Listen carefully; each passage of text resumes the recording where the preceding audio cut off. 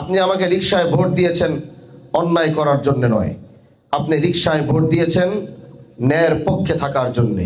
অনেকে হয়তো আমাদেরকে এখন বলেন, হুজুর আপনার নির্বাচন করেছি, রিকশায় ভোট দিয়েছি, এই কথাটা বলার পরে তারপরে এরকম কিছু কথা বলে ফেলেন যেটা আমাদের মানতে কষ্ট হয়। এজন্য এটা মনে করার কোনো সুযোগ নাই যে আমরা স্বতঃস্ফূর্তভাবে রিকশায় ভোট দিয়েছি, আপনাকে বিজয় করিয়েছি। এটার মানে এটা নয় যে আপনার জন্য এখন আমি অন্যায় দুর্নীতি করার সার্টিফিকেট আমি দিয়ে দিব ওই নেতা বা ওই এমপি, কিন্তু আমি না। এজন্য এটা মাথায় রাখতে হবে যে আমার সাথে এই জন্য যদি কেউ এতে আমার উপরে রাগ করে, আই ডোন্ট কেয়ার, আমার কিচ্ছু করার নাই। আগামীতে 5 বছর কাজ করব, দেশের মানুষ যদি মনে করবে যে না তার দরকার, তাহলে ভোট দিবে, যদি মনে করবে তার দরকার নাই তাহলে ভোট দিবে না। আমরা হাজী শরীয়তুল্লাহর বংশ, ক্ষমতায় থাকলেও এই দেশে থাকবো, ক্ষমতায় না থাকলেও এই দেশে থাকবো। কারণ এখানে যেটা পেয়েছি এটা বোনাস, এটা আপনারা দিয়েছেন।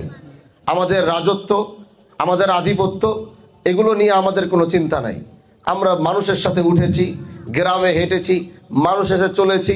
এজন্য এমপি সাহেবরা যখন যে চায় তখনই সে কাছে পায়।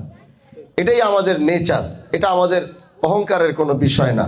কিন্তু আমরা হাজী শরীয়তুল্লাহর বংশের সন্তান হিসাবে, পীর পরিবার হিসাবে, এই দেশে 250 বছর সংগ্রামী পরিবার হিসাবে 250 বছর এই দেশে আমাদের চলাফেরা।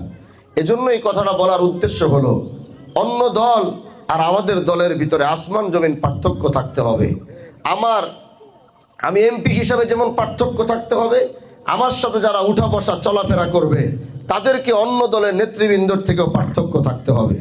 যদি আপনি অন্য দলের নেতৃবৃন্দর থেকে পার্থক্য থাকতে না পারেন, তাহলে আপনি আমার দলের কোনো নেতৃবৃন্দ হওয়ার সুযোগ আপনার নাই। এজন্য ইনসাফ আর ন্যায়ের বলায় কোনো আপোষ আগেও করি নাই, অনেক কষ্ট করেছি, আপোষ করি নাই। সেই 17 বছর কষ্ট করেছি, আপোষ করি নাই। এখনো আল্লাহ সময় দিয়েছে, আশেপাশ থেকে কত কিছুর অফার আসছে, আপোষ করার কোনো সুযোগ নাই। কারণ ফুলের মালা দিয়ে এবার এই দেশের মানুষ আমাদেরকে যেভাবে বরণ করেছে, সারা জীবন তারা যেন আমাদেরকে ফুলের মালা দিয়ে বরণ করে রাখতে পারে, আমরা সেইভাবেই কাজ করতে চাই। এবং এখানে অনেক গুরুত্বপূর্ণ কথা বলেছেন, হসপিটালের কথা।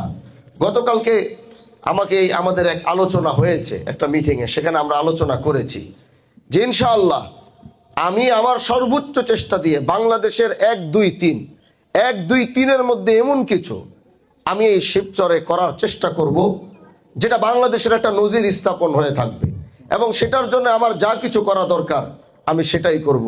সেটা অনেক হায়ার এডুকেটেড ইউনিভার্সিটি হতে পারে, সেটা হসপিটাল হতে পারে, সেটা এমন কিছু হবে যেটা ভারতবর্ষের ভিতরে